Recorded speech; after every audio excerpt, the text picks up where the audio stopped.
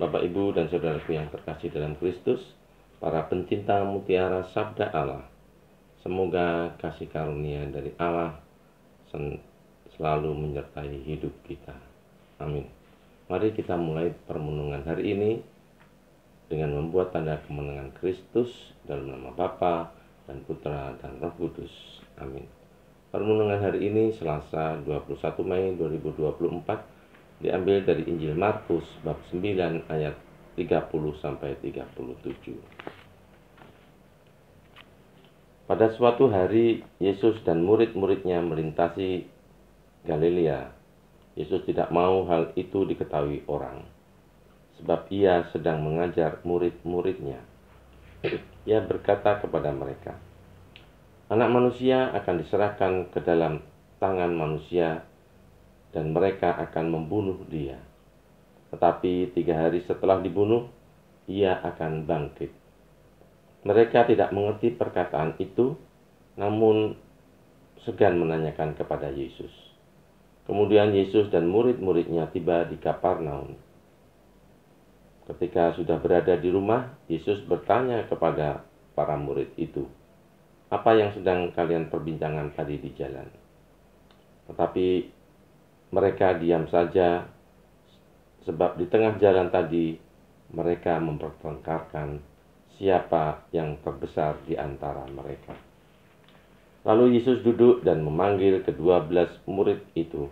Katanya kepada mereka, "Jika seorang ingin menjadi yang terdahulu, hendaklah ia menjadi yang terakhir dari semuanya, dan menjadi pelayan semuanya." Yesus lalu memanggil seorang anak kecil ke tengah-tengah mereka. Kemudian ia memeluk anak itu dan berkata kepada mereka, "Barang siapa menerima seorang anak seperti ini dalam namaku, ia menerima aku. Dan barang siapa menerima aku, sebenarnya bukan aku yang mereka terima, melainkan Dia yang mengutus aku." Demikianlah sabda Tuhan. Dimuliakanlah Tuhan.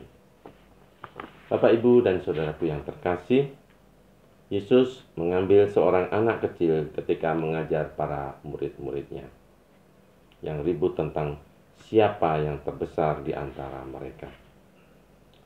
Mengapa seorang harus seperti menerima anak kecil ketika menerima Yesus? Anak kecil selain lucu, polos, dan menggemaskan, sebenarnya adalah simbol masyarakat yang lemah, tanpa pelindung, miskin, dan tidak mampu melakukan banyak hal. Ajaran ini melengkapi sabda Yesus sebelumnya, yakni bila para murid ingin menjadi yang terbesar, haruslah mereka menjadi yang terakhir. Maksudnya, selain para murid harus berjuang secara pribadi, mereka juga harus memikirkan pribadi-pribadi yang lain.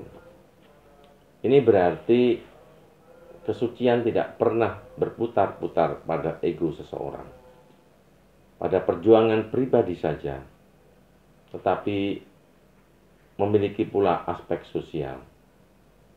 Untuk menjadi suci, orang harus terbuka kepada yang lain.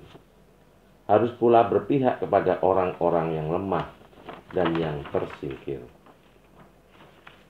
Hal ini sangat penting karena kita mudah sekali jatuh ke dalam pertengkaran, kemarahan, rasa dendam yang disimpan, dan rasa iri hati seperti yang diperingatkan oleh Santo Yakobus dalam bacaan yang pertama hari ini. Iri hati hanya membawa kita kepada ketidakbahagiaan. Karena itu, kita harus selalu melakukan sesama kita sebagai saudara. Sesama kita bukan saingan kita. Bapak, Ibu yang terkasih dalam Kristus, marilah kita dengan rendah hati meneladani Yesus Kristus yang selalu melayani dengan ketulusan hati, dan juga menyadari bahwa kita adalah hamba Tuhan yang selalu membutuhkan tuntunan dari Tuhan sendiri.